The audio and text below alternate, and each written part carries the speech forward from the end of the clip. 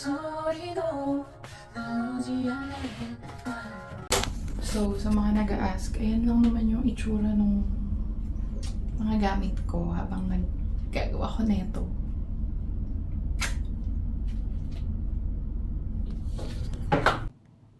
Ayun, gusto ko lang naman i-share na bumili ako ng bagong gamit sa bahay sa bahay. And gusto ko lang i-share sa inyo na happy ako kasi bumili ka ako ng bago kong aparador. I'm so happy na talagang binili ko na siya this time. Actually, bayad na siya. Pero hindi ko pa siya nakuha kasi nga walang stock. And inaay ko talaga yun. Although parang feeling ko medyo maliit siya sa mga gamit ko. Kasi 2-door lang siya. Tapos, isa lang yung lagayan niya. So, sa ilalim lang. And if ipapakita ko sa inyo yung gamit ko, ang dami niya. Ang dami niya, or baka kasi nga hindi ko pa lang siya totally or naaayos ng maigi. Kasi bukod sa, syempre, hiwalay ko yung pang-alis tsaka yung pang-bahay ko lang para madali ko mabunot. And hindi ko dapat siya talaga pabibilhin.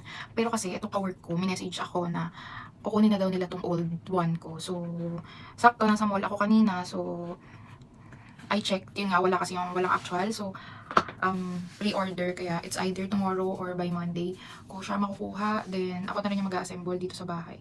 So, baka for tomorrow. Sobrang gulo na naman muna ng kwarto ko kasi nga yung mga gamit ko. And, iaayos at tutupiin ko na siyang maigi. So, mag-share din ako ng konting unboxing for that one. And, try ko i-maximize yung... Maximize? Ano ba dapat? Ayoko nang i-share pala. Ayoko nang i-share yung lagayan ko ngayon. Kasi nga, naguguluhan ako sa kanya. Basta magulo siya. For me. And, sanay ako nga sa medyo maayos. Sanay ako sa maayos na lagayan ng mga damit. And, yun. Siguro, ayusin ko na lang siya. Pag dumating na siya bukas, siguro. Kasi, yung in-order ko, ang meron na lang na actual is yung 3-door. Kung yung 3-door yung kukunin ko, parang ang laki niya dito sa akin, sa pwesto ko. And parang hindi naman mabibigyan masyado ng justice yung space din. Kasi nga gusto ko maliit lang talaga, parang compact lang para na-maximize ko rin yung iba pang parts ng room ko.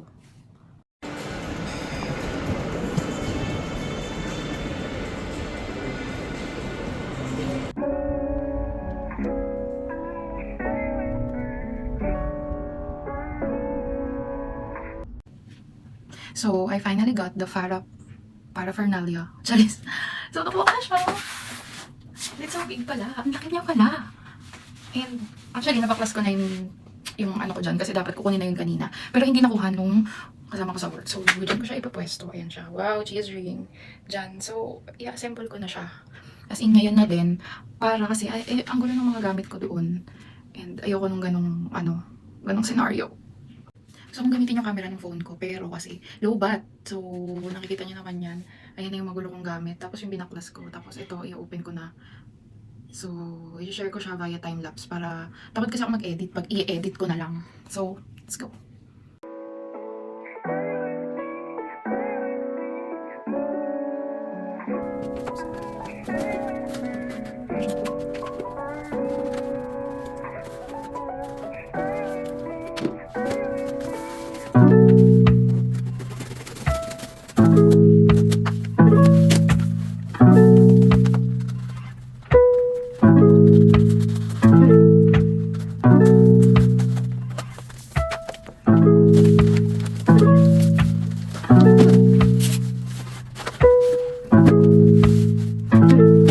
Kick.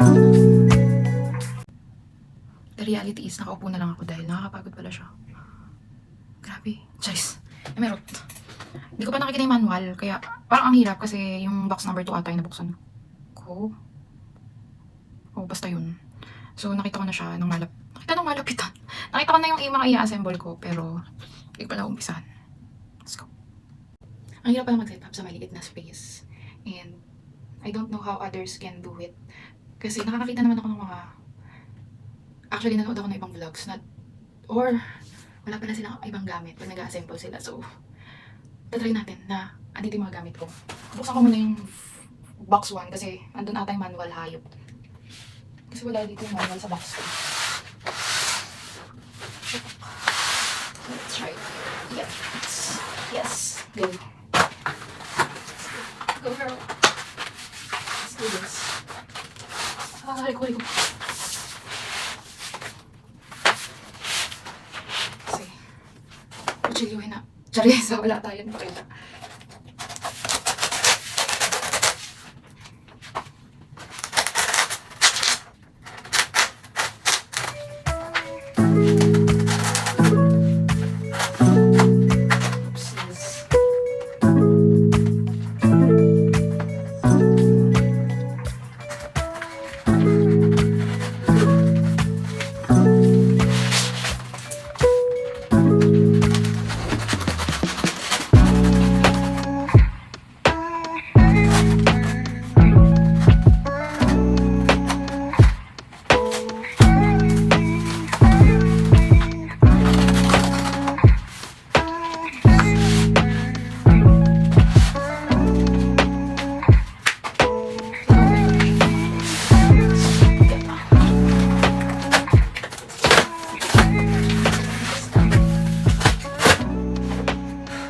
There's the link.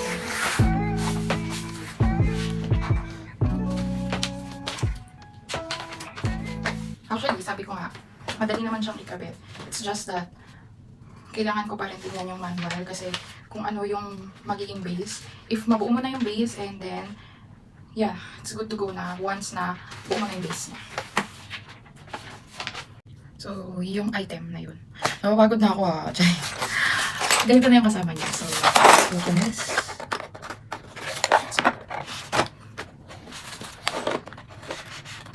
Alam niyo ba, share ko lang. Kaya, malipag ako mag-video, masipag ako mag-record ng kung ano-ano. Pero tamad ako mag-edit. Tamad mag-edit ng person. So, ayan. Ayan siya sa... So, andito yung mga kailangan ko na items, locks, and everything na kailangan ko is andito na siya. Ito, kailangan to if ikakabit mo siya sa wall mismo kasi may op na ganun. But, the rest, hindi mo naman siya ikakabit sa wall, hindi mo yung pinakasya. So, yeah, basically here, meron na rin siyang pang-lock na ganyan. So, we don't need to buy anything. Pero kung may gamit kayo, it's more umalaw. Yeah.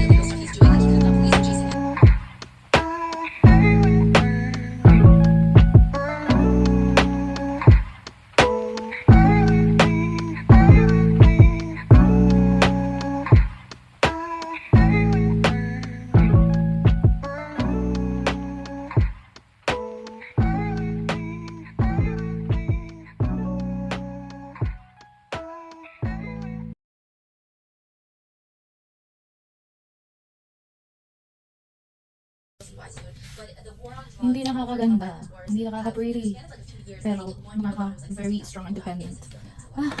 Lalo sa kwarto ko, grabe. Pero sige, push natin. Yes, go Rotten Mango. Entertain me while I entertain myself.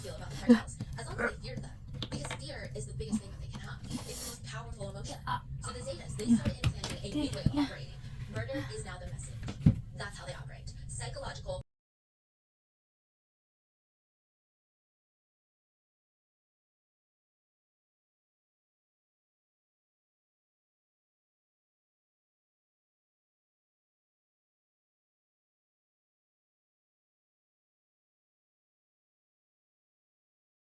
anything, he's gonna be dead.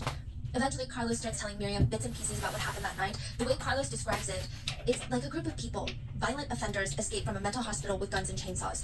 That's how it felt being kidnapped by the Zetas. They're a group of unpredictable, unhinged, unstable, terrifying, violent people. Carlos had gone to Miriam's house. So Miriam is in Texas working, and Karen lives there alone. Carlos had gone with his cousin to Karen's house since he had already agreed to be there to fix Karen's car. And while they're arriving, before they get to the front door, they are startled. Two men start coming out of the house to greet them. Oh, hey, is Karen home? Is Karen? She's not here. If you want, though, you can come in. You can wait for her. Carlos and his cousin walk in, and immediately in the living room, they see Karen laying on the floor crying. Her hands and feet are tied together, and her face is completely bloody and swollen. Carlos and his cousin try to beeline it out the door, but the guys point rifles into their faces. And one of them laughs. Oh, you're so fucked now. The two gunmen tie Carlos and his cousin up. They're tossed near the back of the house like flour sacks, but they can hear the two men just beating Karen, kicking and punching her all over. They kept demanding to know what information Karen leaks, but she sounds so confused by this question. What information are you talking about? How can I leak information? I don't know. I think you have me confused with somebody else. I don't know what you're talking about. But with each denial, they just keep torturing her more. We know you work for the Gulf Cartel. Karen is frantic. She's screaming, I have nothing to do with any of the cartels. Please. They don't care. They keep torturing her, suffocating her, bringing her back. When she passes out and doesn't get back up, they pour buckets of cold water on her. They're slamming their fists into her face, and she keeps telling them, you have the wrong person. Eventually, the group, Karen and her friends that were tied up elsewhere in the house, are taken to a separate location, including Carlos and his cousin. They call it the ranch. At the ranch, they're all lined up inside. The group from Karen's house, but also other strangers that had already been there. The Zetas are screaming at the group, telling them, you're gonna get the bag. Do you know what the bag is? It's where they put a plastic bag over your head.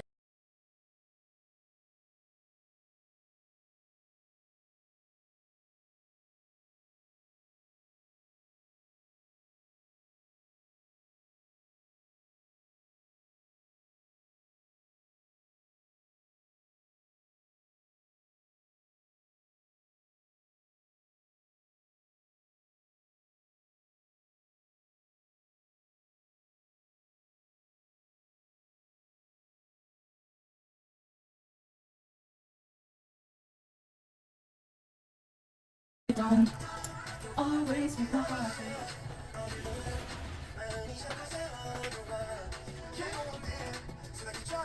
Oh my gosh.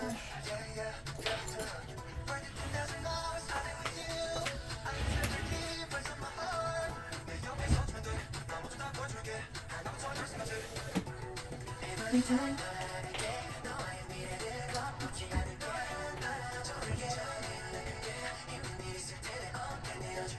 Always make my heart beat. You make my day. You make my night. You always make my heart beat. You make my day. You make my night. You always make my heart beat.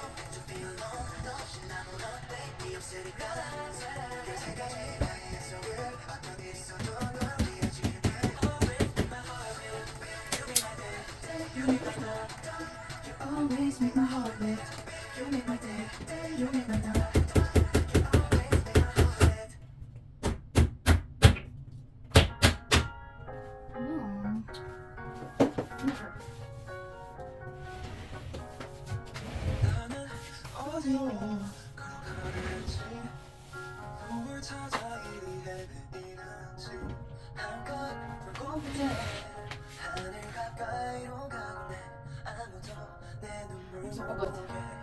목소리도 나오지 않아.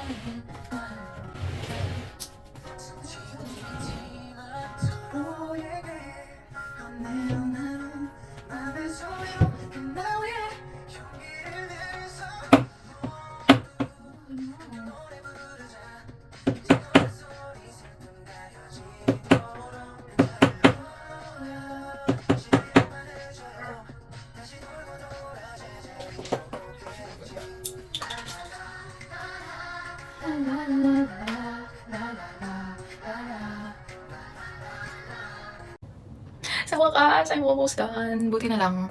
Ang gulo na ng buhok ko. Grabe. Almost 4 hours na akong naggagawa dyan. Pagod na ako person. Chares. Pero, buti na lang talaga din. Nanghiram ako ng tornilyo. Nanghiram ako ng martilyo. Kasi para lang matapos ko na yung likod. Kasi, ito pala, kailangan siyang i-martilyo.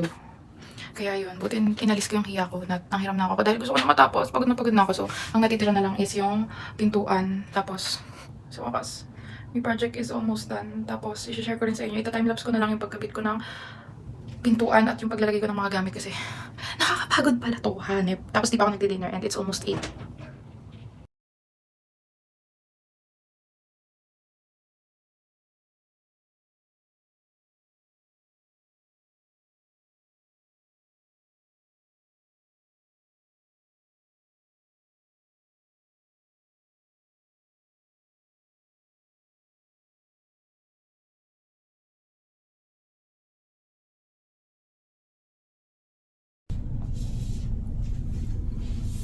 Hindi ko na nalagay yan dito kasi ang hirap niya pukpukin and it's already past 8 something. So, nahihiya na ako pukpuk dito and pukpuk doon. But yeah, I'm so done. My final project.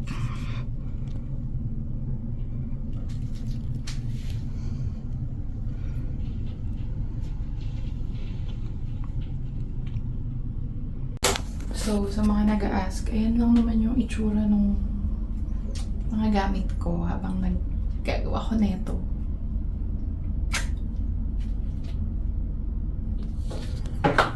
Okay, one last video or one last clip for this is talagay ko na yung mga damit ko pero di ko napapakita yun nandito kasi ayusin ko pa siya and anong oras na gusto ko nang magpahinga. I'm just so happy kasi yung last na bumili ako ng gamit ko ng aparador or ng cabinet is sa Pilipinas pa for my own room and ito dito. This is my first investment dito kasi nga iba yung binili ko last time na I opted for na makamura since nag-start pa lang pero ayun, dapat pala una pa lang ganito na yung binili ko.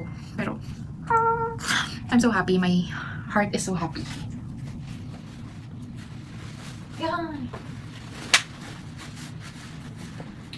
Oh, may 17 shirt. Hindi ko pa siya napaplansya kasi may balak kong labahan. So, ito yung mga damit. Good.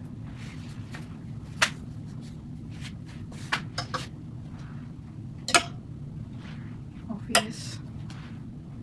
White. White.